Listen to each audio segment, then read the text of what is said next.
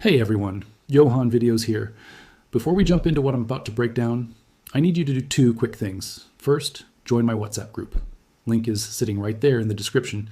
That's where I share context, real-time updates, and material that doesn't always land in these uploads. Second, leave a comment below. You might not think it matters, but comments actually help me and the team more than you realize, especially early in a video's life. Just drop Johan Videos or tell me where you're tuning in from. Anything works, and I actually read them.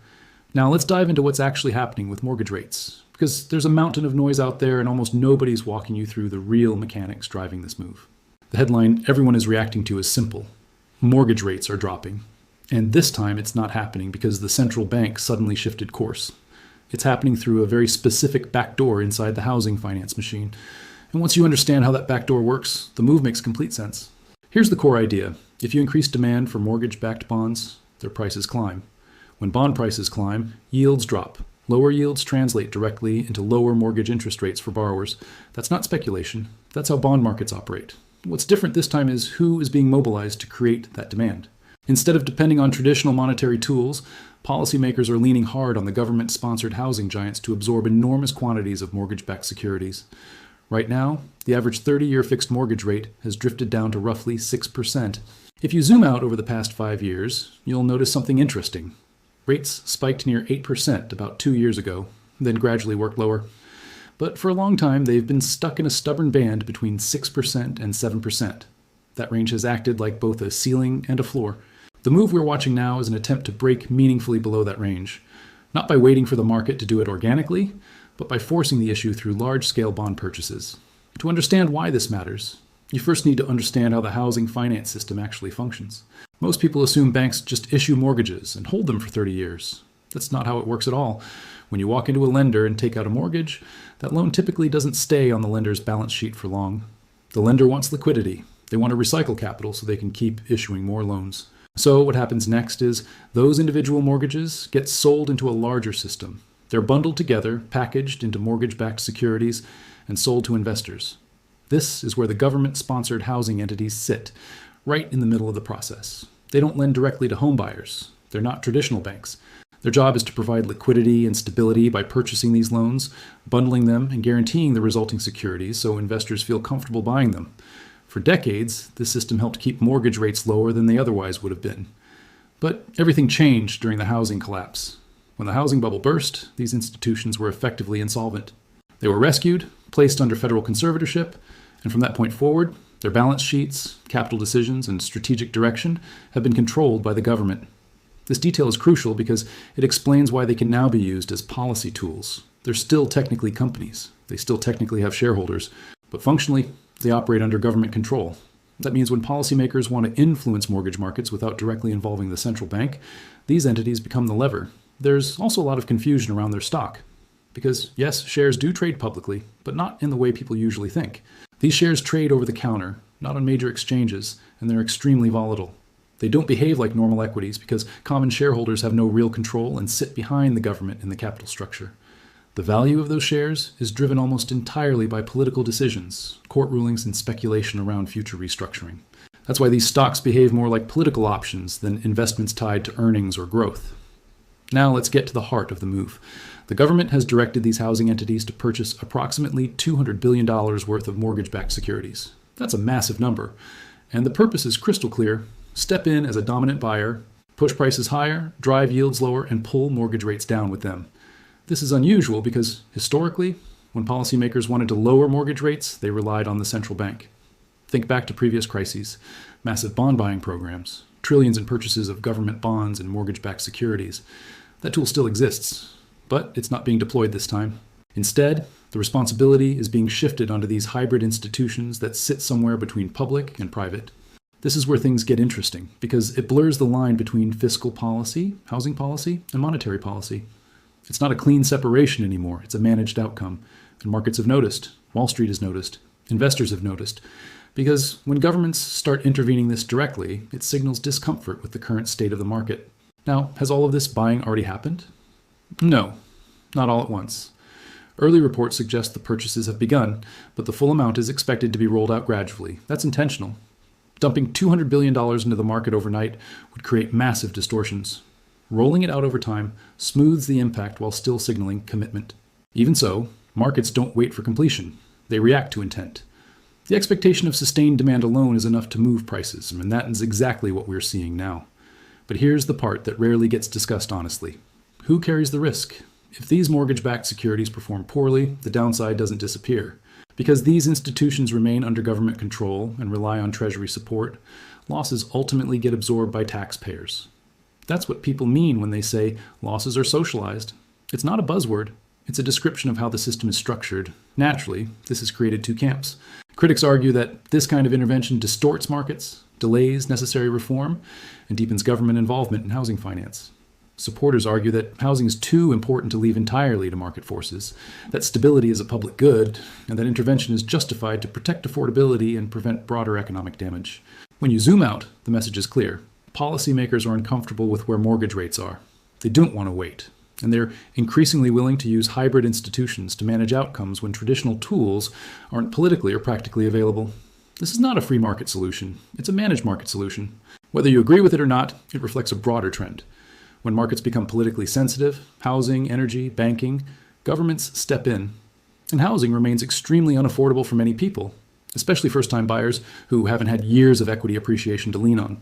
Lowering mortgage rates is one of the few levers left. The central bank isn't stepping in. Legislators aren't offering direct relief. So this is the path being taken. Will it work? That's still an open question. It may help in the short term, but it also raises long-term questions about risk, incentives, and how deeply the government is willing to embed itself in markets going forward. That's the setup. That's the mechanism. And that's why this move matters far more than a headline about rates ticking slightly lower. Now here's the part most people get wrong, and I want you to really lean in for this, because this is where emotions destroy otherwise solid portfolios. When people hear the word exit, they immediately assume panic, fear, or that something bad is about to happen. That's not what this is. An exit strategy is not an escape hatch. It's a steering wheel. It's how you stay in control while everyone else is reacting. If you don't decide in advance how you plan to reduce exposure, the market will decide for you, and it will do it at the worst possible moment. That's why I don't frame this as selling. I frame it as rebalancing power. I'm not abandoning the trade. I'm harvesting strength from it. What I want you to understand is that wealth isn't built by being right once. It's built by being disciplined repeatedly. Anyone can buy something and hope. Very few people can sit there while the crowd screams higher and calmly take partial profits without emotion. That's the muscle we're training here. Because if you can do that in one cycle, you can do it again and again across decades. And that's how people quietly win, while everyone else posts screenshots and then disappears after the cycle turns. This is also why I don't anchor myself to headlines, influencers, or even short-term price predictions. Those things are noise. They're designed to trigger urgency, fear of missing out, or paralysis. Instead, I anchor myself to ratios and relationships. When you look at the relationship between assets, rather than their standalone prices, you step out of the emotional battlefield. You're no longer asking, is this going up? You're asking, is this expensive or cheap relative to what it historically trades against? That single shift changes everything. Now let's talk about timing, because this is another place people sabotage themselves. I don't believe in all-in or all-out decisions. Markets don't move in straight lines, and neither should your strategy. What I use instead is gradual action. Think of it like scaling down risk instead of flipping a switch. When certain levels are reached, I reduce exposure incrementally, not because I know the top, but because I respect probability. This allows me to stay involved while also locking in progress. And if the market continues higher, I still benefit. If it reverses, I'm protected. That balance is intentional. A lot of people ask, why not wait for the absolute peak? And the honest answer is, because nobody rings a bell at the top.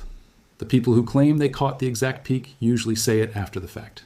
In real time, tops are messy, emotional, and confusing. That's why I don't chase perfection. I chase consistency. I'm perfectly fine leaving some gains on the table if it means avoiding catastrophic mistakes. That mindset alone has saved me more money than any clever prediction ever could. Another thing I want to be very clear about is the difference between paper exposure and physical holdings. These are not the same thing, and they should not be treated the same way. Paper exposure is flexible, it's liquid, it's designed to be adjusted, traded, and rebalanced. Physical holdings serve a different purpose. They're not about timing the market. They're about long-term protection, optionality, and insurance against systemic risk. That's why any reduction strategy always starts with the most flexible positions first, and leaves the core holdings untouched until much later. If at all, this layered approach gives you options. And in markets, options are everything. When you have options, you're calm. When you're calm, you make better decisions. When you make better decisions, you outperform the majority without even trying to be flashy. That's the irony. The loudest voices usually have the weakest plans. The quiet ones are executing frameworks that don't need validation. I also want to address something psychological here, because I know some of you feel it even if you don't say it out loud. There's this fear that if you sell any portion, you're somehow betraying the thesis. That's nonsense. A thesis isn't a religion. It's a working model. And working models evolve. Taking profits doesn't mean you were wrong. It means you were right enough to act. The goal was never to hold forever out of principle. The goal was to grow purchasing power and then redeploy it intelligently. And that brings me to what happens next. Because an exit is meaningless without a plan for what you're exiting into. I'm not sitting in cash forever, and I'm not rushing into the next shiny thing either. I'm watching relative value. I'm watching opportunities where capital can move from something that has run hard into something that's still compressed. That's how cycles transfer wealth, not by jumping ship randomly, but by rotating with intention. This is also why I keep telling you to think in terms of phases instead of predictions. We're not guessing where the market goes tomorrow. We're positioning for how it behaves over time. There's accumulation, expansion, distribution, and contraction. Most people only recognize these phases in hindsight. The goal is to recognize them early enough to act calmly while others are still arguing. Before I go any further, let me pause here and remind you of something important. If you haven't already, check the description and join the WhatsApp group. That's where we keep things tighter, faster, and more focused. And also, drop a comment below. Seriously, comment Johan videos. Comment where you're watching from. Comment anything. You might not realize it, but those comments genuinely help me and my team more than you think. And I read far more of them than you'd expect. Now let's get into the psychology behind all of this. Because if you don't understand the mental side, even the best strategy can fail. Markets are emotional. That's the constant. Greed, fear, impatience, and FOMO. These are the forces that move prices more than any policy memo ever could. And when you understand that, you realize why simply knowing the mechanics of mortgage-backed securities or interest rate moves isn't enough. You need to prepare mentally for how the market reacts to those moves. For instance, when the news broke that these institutions would step in to buy hundreds of billions of mortgage bonds, the headlines lit up. Everyone starts talking. Rates are falling, homes are cheaper, or government intervention is happening. And right then, the crowd is making decisions emotionally, buying, refinancing, or speculating, not necessarily based on fundamentals. That's exactly the moment where strategy must stay steady. Because the higher the emotion, the higher the risk of irrational decisions. If you ride the wave purely based on hype, you're likely to be hurt when reality takes over. That's why my framework emphasizes measured action, incremental adjustments, clearly defined triggers, and a focus on relative value rather than absolute price. Let's break that down in the context of homeowners and prospective buyers. Suppose you're looking at a 30-year fixed mortgage and rates have been in the stubborn 6 to 7% range for years. Suddenly, news comes that a massive $200 billion purchase program is underway. Your natural reaction might be excitement. You want to jump in before rates drop further. But that's where patience matters. Rates don't drop instantly. Early purchases might only create modest changes, and the full program is rolled out gradually. Acting impulsively might lock you into a rate that looks better than 6.5%, but worse than what will be available in 6 months. Understanding the mechanics allows you to plan, do I refinance now? Do I wait? How much exposure am I comfortable taking? It's not about timing the perfect bottom, it's about knowing the probability landscape and acting within it. Another aspect to consider is how this kind of intervention shifts risk in the system. Remember, these institutions are under government control. That means if the securities they're buying underperform, the losses ultimately fall on taxpayers. It's easy to ignore this when you're focused on falling rates, but it's crucial to keep in mind for the bigger picture. What this creates is a partially socialized system. The upside is captured privately through lower rates and market benefits, while the downside risk is absorbed broadly. That's a key structural difference from traditional free markets, and one reason why some critics argue that these programs distort incentives. But for homeowners and borrowers, it provides immediate benefit in the form of more affordable financing, at least in theory. This brings us to another point most people miss: incremental versus wholesale change. Rolling out $200 billion overnight would create chaos. Prices would spike, yields would plummet, and markets would overshoot. Instead, the program is gradual. Investors, buyers, and lenders can digest the changes, and the system avoids extreme shocks. That is a deliberate design choice, and it is why understanding the pace of implementation is as important as the program itself. This also highlights why market participants need to be strategic rather than reactive. If you understand that changes unfold over months, not days, you can plan refinances, purchases, or portfolio rotations intelligently rather than chasing headlines. Now let's talk about the interplay between policy, politics, and the market. When policymakers use hybrid institutions to influence mortgage rates, it sends a signal. Rates are politically sensitive. Housing affordability is not just an economic issue. It's a political priority. That's why these moves don't occur in isolation. Every action is analyzed not only for its immediate market effect, but also for the signals it sends about government willingness to intervene. This is essential context for understanding why the markets react the way they do. Investors aren't just pricing interest rates, they're pricing political intent, and that can sometimes be more influential than traditional economic fundamentals. At the same time, it's important to recognize the limitations. Even with a massive purchase program, rates won't automatically plummet to historic lows. Structural factors in the housing market, like inventory constraints, regional demand imbalances, and borrower credit quality, still play a role.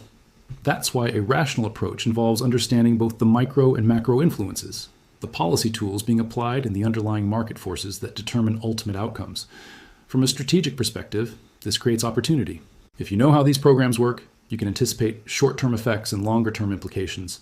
For example, early phases of bond purchases might provide small but actionable reductions in rates, enough to justify refinancing or locking in a favorable mortgage. Later phases, as the program fully ramps, might drive additional reductions, creating another wave of opportunity. Being aware of this sequencing allows for thoughtful decision-making rather than knee-jerk reactions. Finally, let's discuss the broader takeaway for anyone watching. Whether you're a homeowner, an investor, or simply someone tracking the housing market, the key lesson is discipline and understanding mechanics. Don't just react to headlines. Understand the system, understand the players, and understand the incentives at each step. Policy-driven markets can create powerful opportunities, but only for those who approach them strategically. Those who panic or blindly chase the news often end up on the losing side, while those who plan, observe, and execute with a framework can capture outsized benefits with controlled risk. Now let us bring this home and talk about what you can actually do with this information, because knowledge without action is just noise. First, if you're a homeowner or a prospective buyer, it's all about strategy rather than timing the market perfectly. The most important thing is to assess your current mortgage situation and understand what rate would make a refinance worthwhile. Even small reductions in mortgage rates can add up over time. But here's the key. Don't panic into a decision. Look at the program rollout. Observe the early phases of bond purchases and calculate your break-even points. Ask yourself, if I refinance now, do I capture enough savings to justify the costs? If not, it might be smarter to wait a little longer while staying alert to changes in market demand. Next, for people investing in housing-related securities or funds, the concept is similar. You want to track where demand is being artificially supported and how that impacts risk and reward. When government-backed buyers step in, short-term prices may be elevated, but structural risk hasn't disappeared. That's why incremental positioning is critical. Reduce exposure in phases rather than all at once. This way, you lock in gains while staying engaged, giving you the flexibility to respond to changes without being forced into panic sales. This also applies to broader financial planning. Interest rate changes influence not only mortgages, but also bonds, equities, and even commodities. Understanding the relationship between these moves can help you rotate capital intelligently. For instance, if mortgage rates decline, that might stimulate housing demand, which can benefit construction stocks, home improvement companies, and regional financial institutions. Meanwhile, other sectors might lag or even face headwinds. Having a framework to anticipate these shifts allows you to allocate capital where risk-adjusted returns are favorable. Now, let's return to the concept of incremental action, because it deserves emphasis. Many people make the mistake of thinking an exit strategy means completely leaving a position. That's rarely the case for sophisticated investors. Instead, think of it as scaling out gradually. Sell part of your exposure, secure profits, and then allow the remainder to continue participating in potential upside. If rates continue to drop and opportunities evolve, you can continue rotating portions of your portfolio in a measured, disciplined way. This approach reduces stress, smooths volatility, and allows you to remain in the game while others are reacting emotionally. Another important angle is liquidity management. The reason incremental selling and reallocation work is because you maintain liquidity throughout the process. Liquidity is often the hidden key to opportunity. If all your capital is tied up or sold at once, you lose flexibility. Keeping a portion available allows you to act when new developments arise. That's why a step-by-step approach to exposure management is superior to attempting perfect timing or all-in, all-out moves.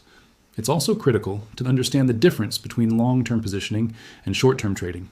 Lower mortgage rates can create immediate benefits. But strategic advantage comes from seeing beyond the headlines and positioning for the bigger cycle. This is about managing risk over months and years, not hours and days. By distinguishing between these time frames, you can prevent emotional decisions and capitalize on systemic trends rather than temporary spikes. For those of you wondering about the broader economic impact, here's what I want you to keep in mind. Lower mortgage rates can stimulate demand, boost home prices, and increase economic activity in related sectors. However, they can also introduce new imbalances, particularly if rates are artificially suppressed for extended periods. Understanding both sides of the equation allows you to prepare for potential scenarios and avoid surprises. Strategy isn't just about capturing gains, it's about risk awareness and adaptability. Now let's talk about practical steps. Step 1 is monitoring bond demand and mortgage rate trends. You do not need to obsess over every tick, but stay informed on major announcements and early signs of implementation. Step 2 is evaluating your own financial situation. If you're a homeowner, calculate the impact of refinancing at current rates versus waiting for further declines. If you're investing in housing or related securities, reassess positions based on risk-adjusted returns and incremental exposure.